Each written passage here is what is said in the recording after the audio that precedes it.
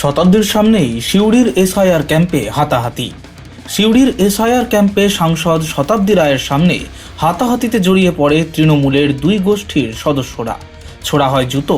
জানা গিয়েছে বীরভূমের সিউড়ির গাংটে গ্রামের ক্যাম্পে এসআইআর নিয়ে আলোচনা সভা ছিল। অভিযোগ, তৃণমূল অঞ্চল সভাপতি বলরাম বাগদির বিরুদ্ধে গ্রামবাসীর একাংশ একরাশ ক্ষোভ উগরে দেন। তাতেই উত্তপ্ত হয়ে ওঠে পরিস্থিতি।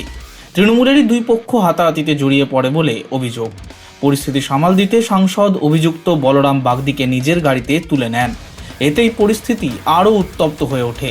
লাঠি বাঁশ নিয়ে ছুটে যায় এক দল, ছোড়া হয় জুতো, যা গিয়ে পড়ে সাংসদের গাড়িতে। সব মিলিয়ে ধুন্ধুমার পরিস্থিতি তৈরি হয়। যদিও সাংসদের দাবি এই ঘটনার নেপথ্যে বিজেপি ও CPM. Bureau report, angular news.